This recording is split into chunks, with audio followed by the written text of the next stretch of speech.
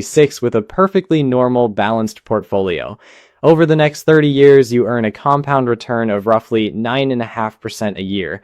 That is a fantastic return.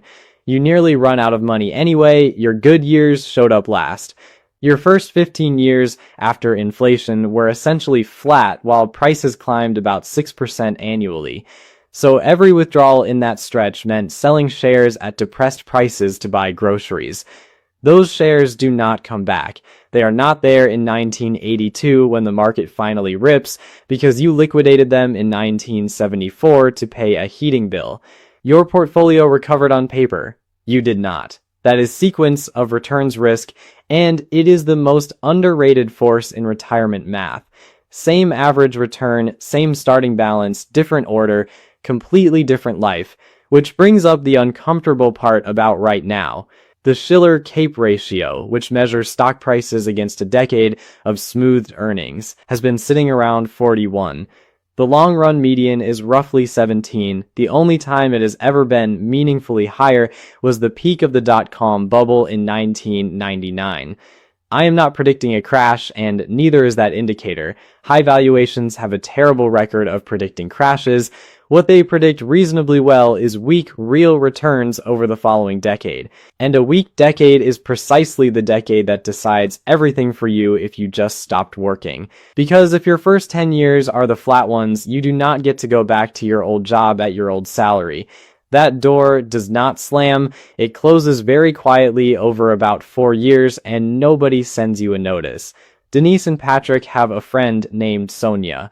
49, 3.1 million, retired a year ahead of them, and there is one thing Sonia did at 46 that Denise and Patrick can no longer do at 52, no matter how much money they have. Hold on to that because it costs them more than the market ever will.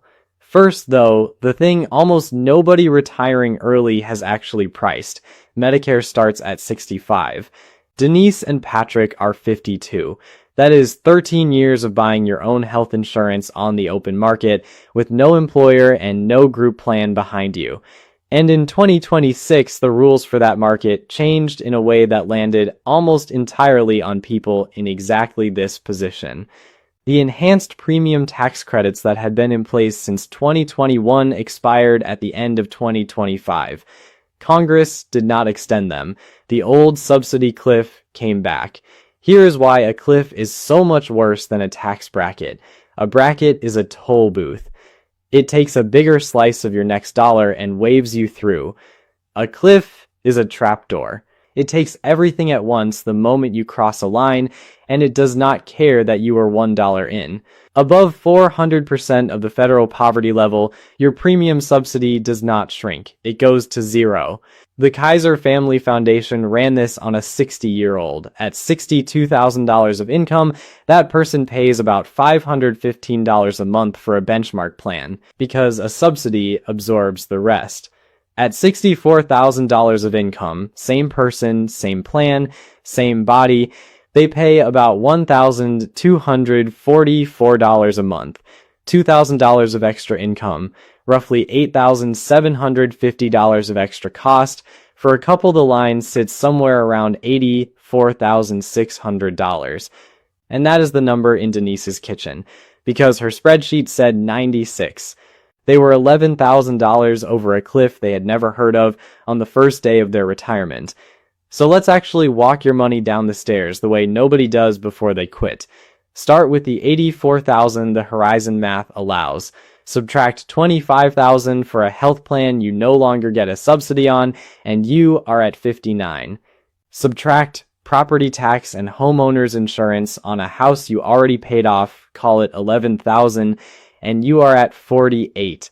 Subtract a federal tax bill, and you land at roughly $42,000 of actual spendable money. $42,000 from $2.4 million. Let me say that again, because it does not sound real the first time.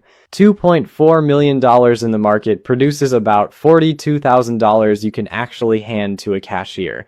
That is the take-home of a household earning around $55,000 a year, except you spent 26 years and every raise you ever got to arrive here. And here is what an $11,000 cliff actually feels like once you are living on it. Because this is the part the spreadsheets cannot show you. It feels like turning down a consulting job in October because the money would push you over the line. It feels like running a tax calculation before you sell a single share of anything. It feels like your spouse asking whether you can help your daughter with a